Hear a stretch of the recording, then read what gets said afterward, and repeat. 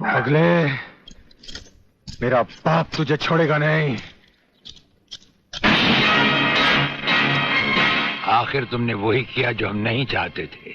आज तक एक बात मेरी समझ में नहीं आई, आखिर आप चाहते क्या है? क्या आप ये चाहते हैं कि एक के बाद एक की मौत होती रहे और हम चुपचाप देखते रहें? पहले डॉक्टर गुप्ता की मौत हो गई, फिर अली मारा गया, आज इस प्रलयनाथ के पिल्ले ने मुझ पर गोली चलाई। ये देखिए, अगर मैंने बुलेट प्रूफ जैकेट नहीं पहनी होती तो मरने वालों की लिस्ट में मेरा भी नाम जुड़ जाता। लेकिन इसने तुम पर गोली क्यों चलाई? क्योंकि मैंने इसे मजबूर किया था। इसके खिलाफ सारे सबूत मैंने पहले ही इकट्ठा कर लिए थे। सवाल था उंगलियों के निशान का, जो इस रिवॉल्वर पर मौजूद हैं। एक बात मैं दावे के साथ कह सकता हूं सर, अनीता चौधरी का कातिल और राधा टंडेल से शरीर संबंध रखने वाला यही है रसिकनाथ। डीआईजी के बेटे संजय को फंसाया है क्योंकि वो अपने बाप के कातिल का चश्मदीद गवाह है। वागले, अब हम इसे उस अस्पताल में ले जाएंगे जहां इसके अंदर के छुपे हुए राज एक बीमारी की तरह बाहर आ जाएंगे।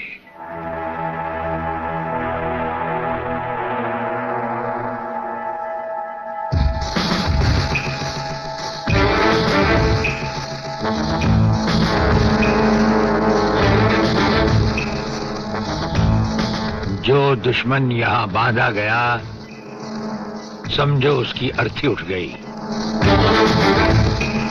हमारा ये हथियार आग उगलता है। जो कुछ हमने पूछा, अगर उसका जवाब तुमने सच सच नहीं दिया तो ये हथियार तुम्हें जला डालेगा।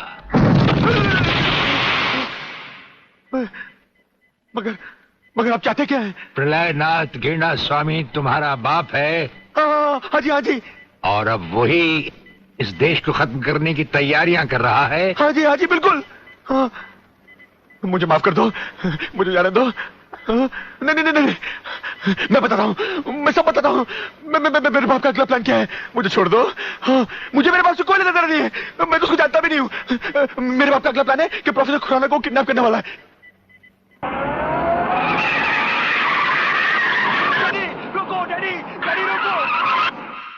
डैडी, ये बहुत खतरनाक लोग हैं, मुझे बचा लो डैडी, जल्दी जल्दी जल्दी।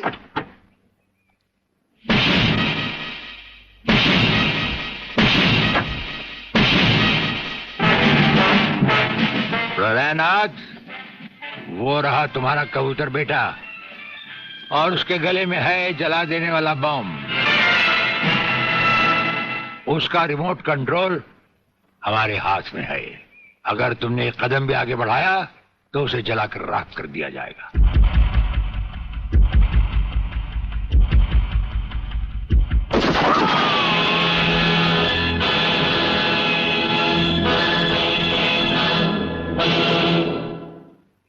काफी हो गया, ये तमाशा बंद करो प्रलयनाथ। हाँ डैडी, आप वो ही करिए जो ये कहते हैं, वरना ये लोग बहुत खतरनाक लोग हैं, मुझे मार डालेंगे। क्या चाहते हो तुम? क्या मजेदार सवाल किया है तुमने, समझे नहीं। प्रोफेसर खुराना को वापस करो और अपने इस कबूतर बेटे को यहां से लेकर रफू चक्कर हो जाओ।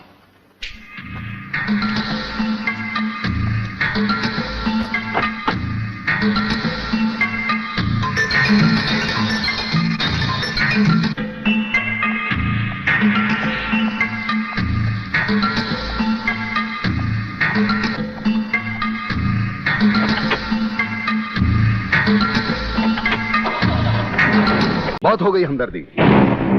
मंत्री साहब, ये भाषण बंद कर दीजिए। कुछ ही दिनों के बाद आप ही के डिपार्टमेंट के लोग जब इनका घर खाली करवाने जाएंगे ना, तब मैं पूछूंगा आपको हमदर्दी के बारे में। Bagle, control yourself. जब तक हमारे डिपार्टमेंट के गद्दार और खादी के कपड़े के पीछे छिपे हुए दरिंदे जिंदा रहेंगे ना, ये चिताएं ऐसी ही जलती रहेगी, एक के बाद एक। कुछ चंद सिक्के मिलेंगे भाभी को सरकार की तरफ से भविष्य के लिए। Bagle, stop it. बोलने दो इसे, ठीक ही तो कह रहा है। लेकिन मैं वचन देता हूं कि डीआईजी रुद्र प्रताप की कुर्बानी व्यर्थ नहीं जाएगी। मैंने दिल्ली में केंद्र सरकार से बात कर ली है। इनकी हत्या की तुरंत ही न्यायिक जांच होगी। आज तक कौन सी कमेटी ने सही जांच करके मुजरिम को सजा दी है? यह आपकी कमेटी समिति की जांच की फाइलें होती है ना, ये ढुलमुल सरकार बदलते ही गुम हो जाती है।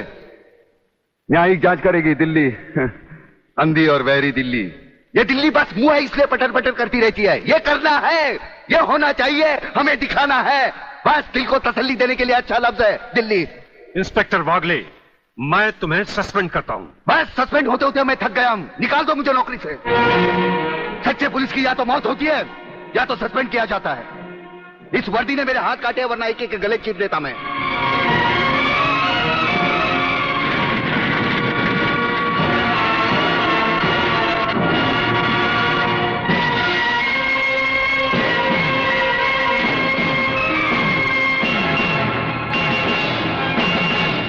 ना तलवार की धार से, ना गोलियों की बौछार से बंदा डरता है तो सिर्फ परवरदिगार से।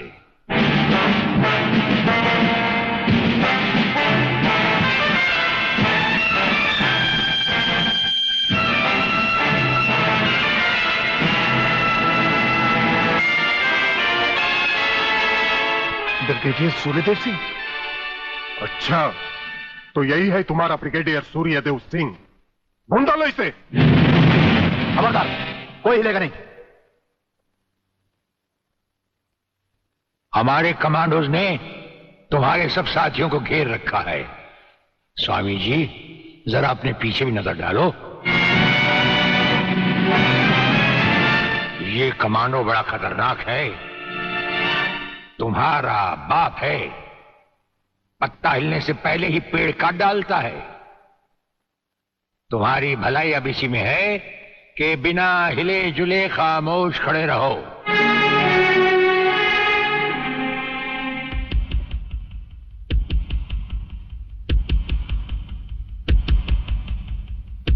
दुबे नाम है सत्यवादी। सत्यवादी दुबे। जैसे गधे की पीठ पर घोड़े की जीन अच्छी नहीं लगती, वैसे ही तुम्हारे कंधों पर ये सितारे अच्छे नहीं लगते। और ये कमरबंद पेटी भी अच्छी नहीं लगती।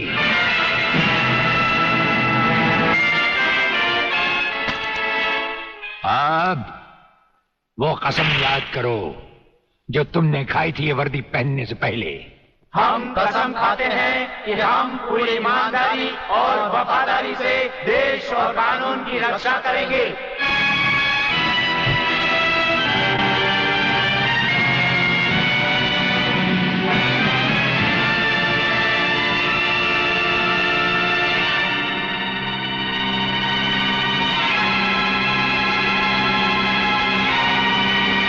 हम तुम्हें सिर्फ ये बताने आए हैं कि अगर तुमने तिरंगे के खिलाफ कोई भी कदम उठाया तो हम तुम्हें वो मौत देंगे जो ना तो किसी कानून की किताब में लिखी होगी और ना ही कभी किसी मुजरिम ने सोची होगी।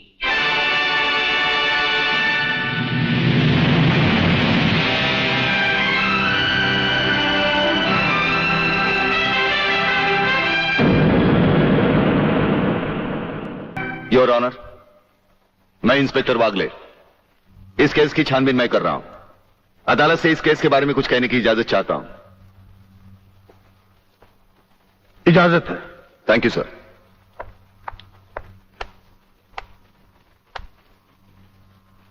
योर ऑनर, इंसाफ के इस मंदिर में आपको न्याय करते हुए कई साल हुए होंगे और इन सालों में आपके सामने रेप और मर्डर्स के अनगिनत केसेस भी आए होंगे। क्या उन अनगिनत केसों में आपके सामने कोई ऐसा केस आया है जहां कत्ल और बलात्कार करने वाले ने जिसके ऊपर बलात्कार किया है उसे खुद अस्पताल पहुंचाया हो? ये तो अभी तक सुना नहीं कभी। सही कह रहा है ये। कुछ गड़बड़ जरूर है। बहुत बड़ी ऑर्डर, ऑर्डर। इंस्पेक्टर वागले, मुझसे सवाल करने की बजाय आप इस केस में रोशनी डालिए। वही कोशिश कर रहा हूं सर। अदालत सरकारी वकील की जिन दलीलों को मद्देनजर रखते हुए इन लड़कों की जमानत नामंजूर कर रही है, मैं उन्हीं दलीलों के बारे में कुछ कहने की इजाजत चाहूंगा। इजाजत है। सरकारी वकील का कहना यह है कि अनीता चौधरी की लाश के पास संजय चौहान का पर्स मिला। हो सकता है बेहोश राधा टंडेल को उठाते वक्त वो पर्स वहां गिर गया हो। अब इनका कहना यह है कि राधा टंडेल ने इन लड़कों के खिलाफ बयान दिया है। यह भी तो हो सकता है कि वो बयान उसे किसी के दबाव में आकर दिया हो। जिस डॉक्टर ने बलात्कार की रिपोर्ट बनाई वो भी खरीदा गया हो। आपकी इन दलीलों से अदालत अपना फैसला नहीं बदल सकती। यह फैसला आप जबरदस्ती इन पर लाद रहे हो। इंस्पेक्टर वागले, अगर मैं चाहूं तो अदालत की तौहीन के जुर्म में मैं तुम्हें अभी टर्मिनेट कर सकता हूं। कोई परवाह नहीं है मुझे इस बात की। मेरा तो विश्वास उठ गया है इस कानून से। कौन सा कानून, कैसा कानून? ये कानून तो चंद मुजरिमों की रखेल बन बैठा है। इसलिए लोग अदालत का दरवाजा खटखटाने के बजाय गुंडों की चौखट चूमते हैं। Take him out of the court. अगर जिंदगी में किसी से रिश्वत ना ली हो तो ही मुझे हाथ लगाना।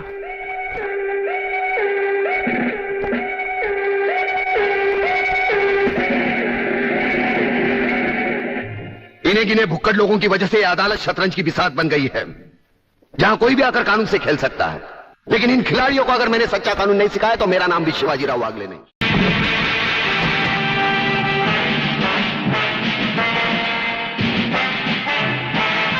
कुछ ही देर पहले तुम जेल की कोठरी में बंद थे, फिर वहां से निकले कैसे? और अपने ये कपड़े पहनकर यहां किसके हुक्म से आए? हम अपने हुक्म के खुद मालिक हैं। हम अपने हुक्म से ही अंदर आए थे और अपने ही हुक्म से बाहर चले जाएंगे। तुमसे अच्छी तरह मिल लेने के बाद। तुम्हें अच्छी तरह मालूम होना चाहिए कि तुम किसके सामने बैठे हो। हमें मालूम है, इसीलिए तो जूते तुम्हारे मुंह के सामने रखे हैं। तुम जैसे गद्दारों से हम नहीं, हमारे जूते ही मुंह लगाते हैं। सूर्यदेव सिंह! ब्रिगेडियर सूर्यदेव सिंह, भूल कैसे गए? हम आज भी ब्रिगेडियर हैं, कल भी ब्रिगेडियर थे। जेल में आना तो एक नाटक था तुम जैसे मुजरिम तक पहुंचने के लिए। और ये रहे तुम्हारे काम के कागज। ये हमारा रिहाई का ऑर्डर और ये है तुम्हारी गिरफ्तारी का वारंट।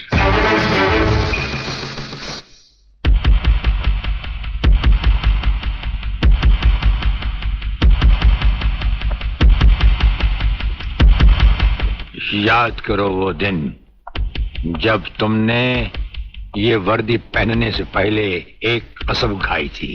याद करो। हम कसम खाते हैं कि हम पूरी ईमानदारी और वफादारी से देश और कानून की रक्षा करेंगे।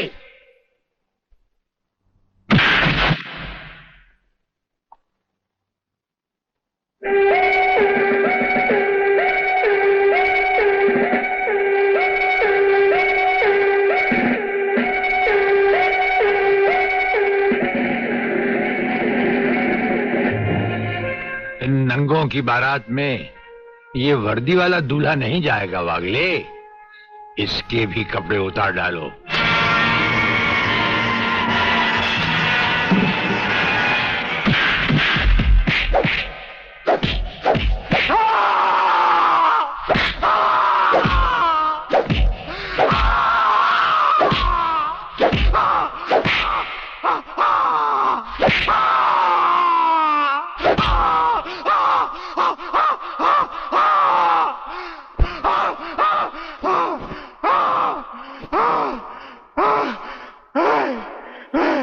सच कह रहा हूं, मैं बेकसूर हूं। प्रलय नाथ के बारे में मैं कुछ नहीं जानता। बेहोश होने से पहले 3 बार, होश में आने के बाद 3 बार तेरा इसी तरह इलाज करता रहूंगा। यही 1500 की नौकरी करने वाला एक दिन तुझे 150 का कफन पहनाएगा प्रलयनाथ। आज से तू उल्टी गिनती गिनना शुरू कर दे। जिस दिन भी मुझे तेरे खिलाफ एक भी सबूत मिला ना, तुझे ऐसी मौत मारूंगा कि तेरी पापी आत्मा अगले 7 जन्म तक किसी दूसरे शरीर में घुसने के पहले कांप उठेगी। अबे चुप! एक लफ्ज भी आगे बोला तो भून के रख दूंगा। तू मारेगा मुझे? है? चल चला। अब क्या सोच रहा है? चला गोली। अपनी मां का दूध पिया है तो चला गोली। इस बदन को छूने के लिए शेर का कलेजा चाहिए। तेरे जैसा बुज़दिल और नामर्द मुझ पे क्या गोली चलाएगा? चला।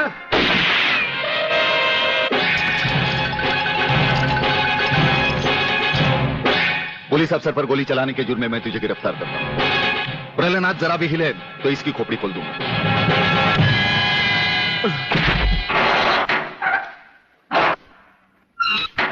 अगले मेरा बाप तुझे छोड़ेगा नहीं। आखिर तुमने वही किया जो हम नहीं चाहते थे। आज तक एक बात मेरी समझ में नहीं आई। आखिर आप चाहते क्या है? क्या आप ये चाहते हैं कि एक के बाद एक की मौत होती रहे और हम चुपचाप देखते रहे? पहले डॉक्टर गुप्ता की मौत हो गई, फिर अली मारा गया, आज इस प्रलयनाथ के पिल्ले ने मुझ पर गोली चलाई। ये देखिए, अगर मैंने बुलेट प्रूफ जैकेट नहीं पहनी होती तो मरने वालों की लिस्ट में मेरा भी नाम जुड़ जाता। लेकिन इसने तुम पर गोली क्यों चलाई? क्योंकि मैंने इसे मजबूर किया था। इसके खिलाफ सारे सबूत मैंने पहले ही इकट्ठा कर लिए थे।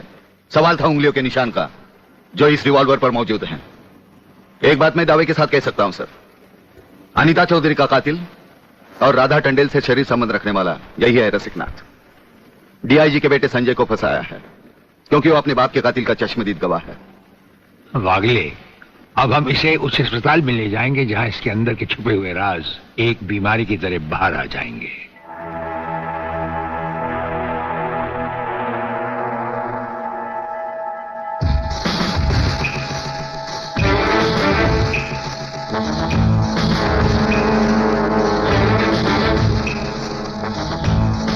जो दुश्मन यहां बांधा गया, समझो उसकी अर्थी उठ गई। हमारा ये हथियार आग उगलता है। जो कुछ हमने पूछा, अगर उसका जवाब तुमने सच सच नहीं दिया तो ये हथियार तुम्हें जला डालेगा।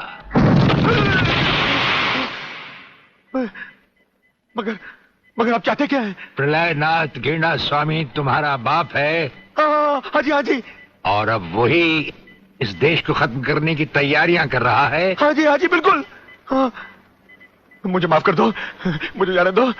नहीं, मैं बता रहा हूँ, मैं सब बताता हूँ। मेरे बाप का अगला प्लान क्या है, मुझे छोड़ दो।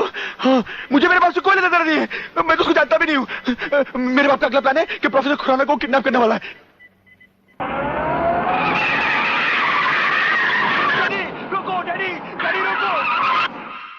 डैडी, ये बहुत खतरनाक लोग हैं, मुझे बचा लो डैडी, जल्दी जल्दी जल्दी।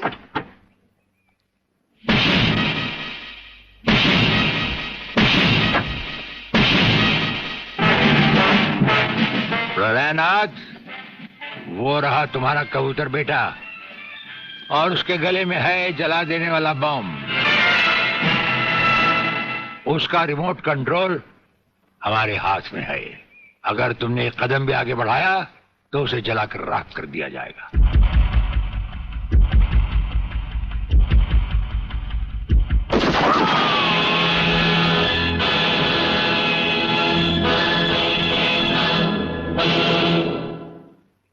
काफी हो गया, ये तमाशा बंद करो प्रलयनाथ। हाँ डैडी, आप वो ही करिए जो ये कहते हैं, वरना ये लोग बहुत खतरनाक लोग हैं, मुझे मार डालेंगे। क्या चाहते हो तुम? क्या मजेदार सवाल किया है तुमने, समझे नहीं। प्रोफेसर खुराना को वापस करो और अपने इस कबूतर बेटे को यहां से लेकर रफू चक्कर हो जाओ।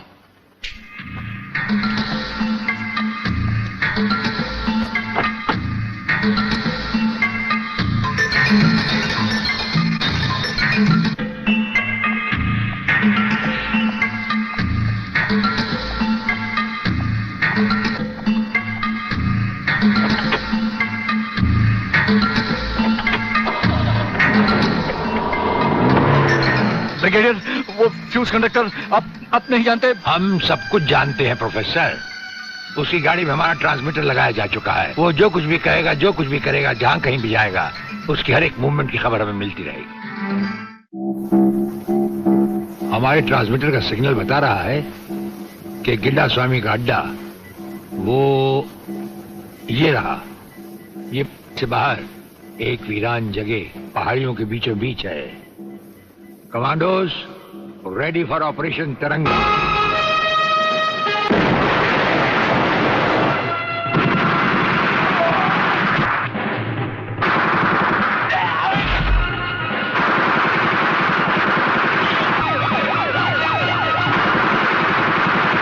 Underground guards ready for attack.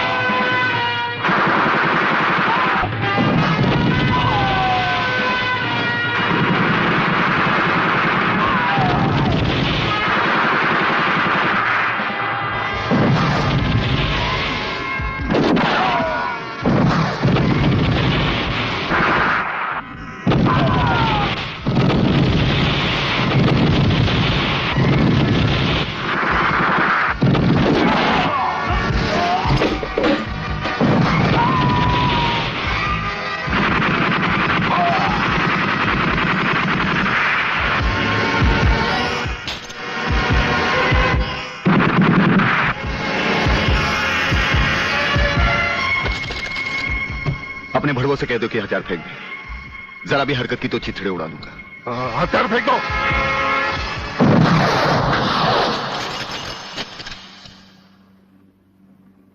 हम तो समझे थे कि तुम जंगबाजों की तरह जंग लड़ोगे, लेकिन तुम तो एक घटिया किस्म के भगौड़े प्यादे निकले। अधूरे में ही हथियार डाल दिए। प्रलयनाथ कभी कोई जंग अधूरी नहीं लड़ता ब्रिगेडियर।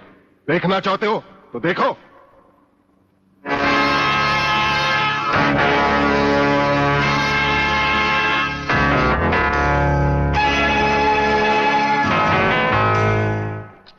देखा वागले, अब हथियार नीचे डालने की बारी तुम्हारी है।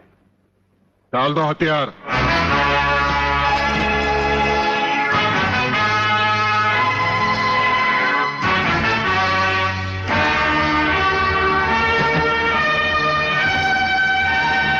ब्रिगेडियर, हथियार नीचे डाल दो।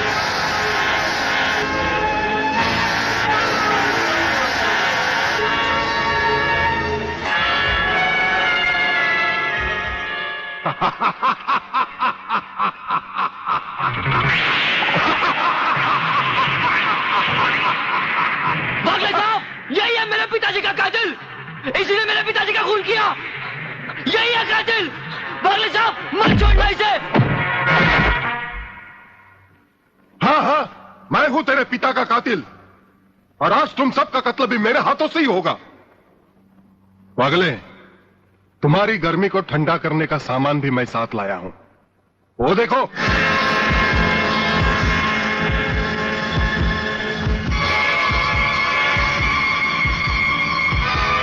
खबरदार अपनी जगह से हिलने की कोशिश की। एक ही बटन दबाऊंगा, सबको राख कर दूंगा। अगर देखना चाहते हो तो ये देखो।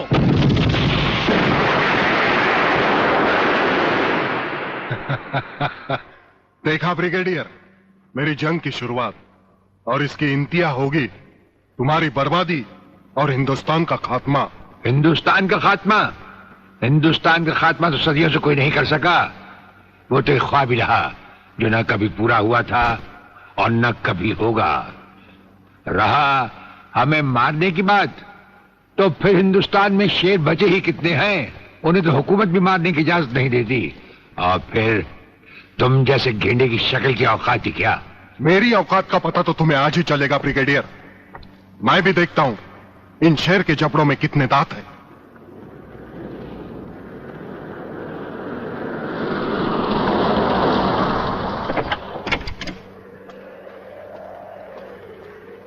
नमस्कार शिवाजीराव वागले। आओ आओ, हिजड़े की औलाद आओ। तेरी ही कमी थी।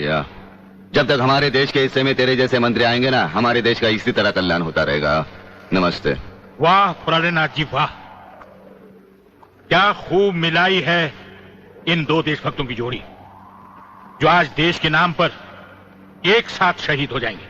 कई शहीद होते आए हैं और कई शहीद होते रहेंगे अपनी धरती मां को बचाने के लिए।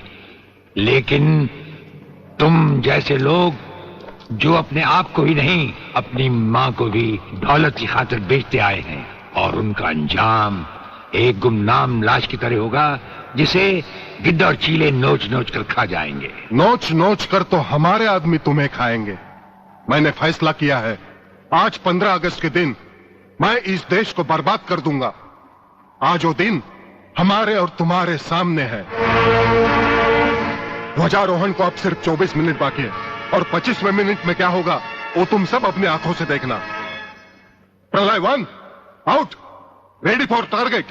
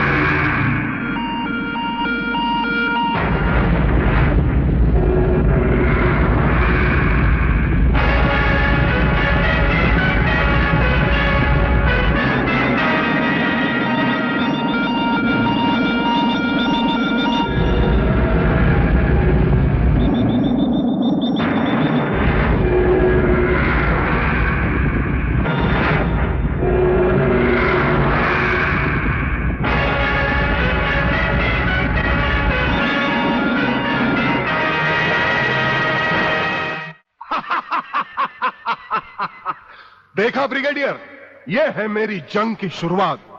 अब तुम सबके सामने ये मेरे तीनों मिसाइल्स ईस्ट, वेस्ट और नॉर्थ कमांड को खत्म करेंगे और हिंदुस्तान पर विदेशी हुकूमत का झंडा लहराएगा।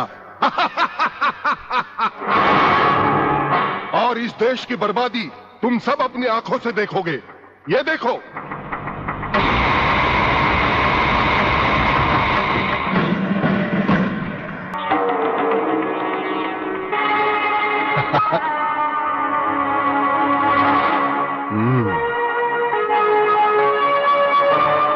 खड़े हो बारूद के ढेर पर और पी रहे हो पाइप। तुम्हारे जलवे में कोई कमी नहीं आई ब्रिगेडियर। तुम दोनों में से कोई भी अपनी जगह से हिला तो दोनों कैबिन रिमोट कंट्रोल से उड़ा दूंगा। खबरदार हिलोने भून कर रख दूंगा।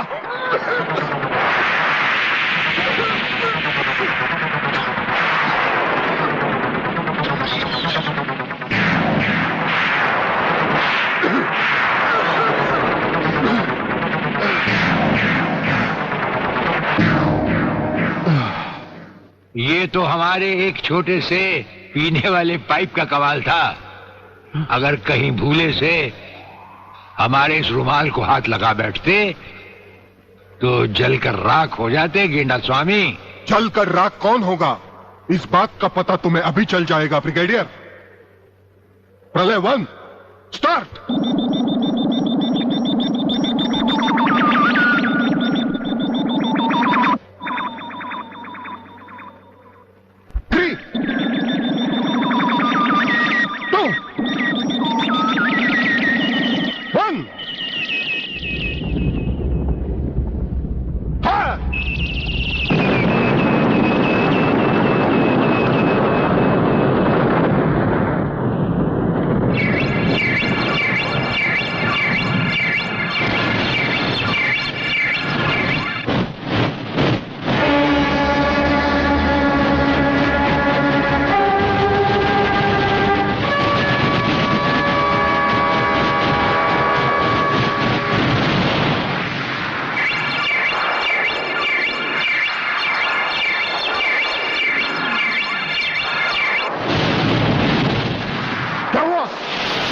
तीसरा सब मिसाइल चालू कर दो।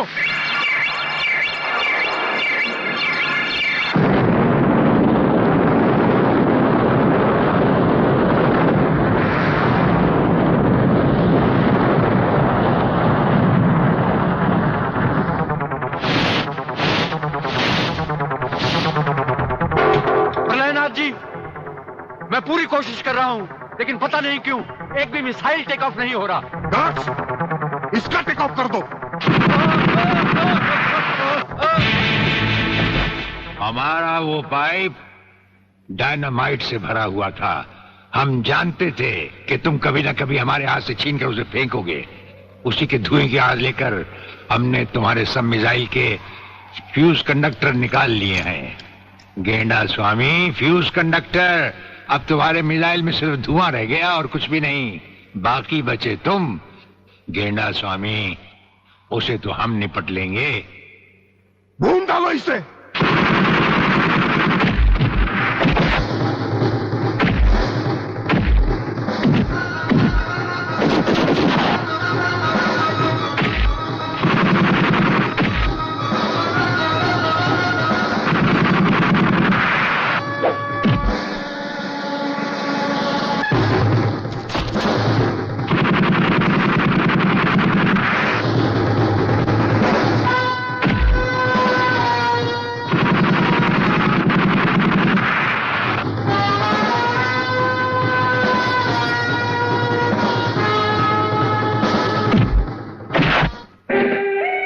मैं शिवाजीराव वागले, मराठा। मराठा मरता है या मारता है? याद है मैंने तुझे एक दिन कहा था, यही 1500 की नौकरी करने वाला एक दिन तुझे 150 का कफन पहनाएगा।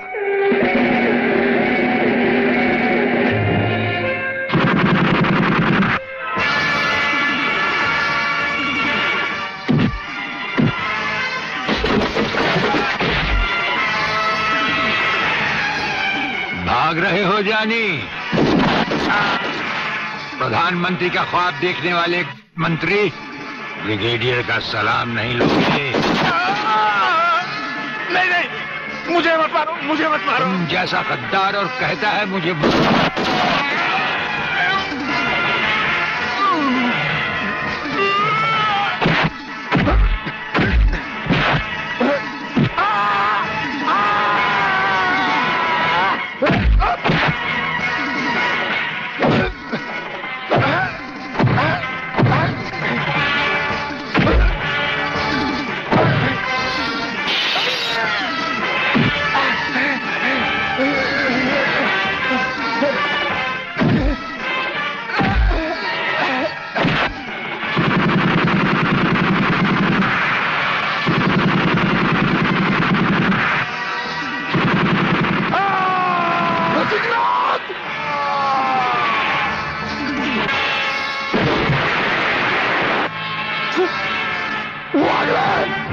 Come here!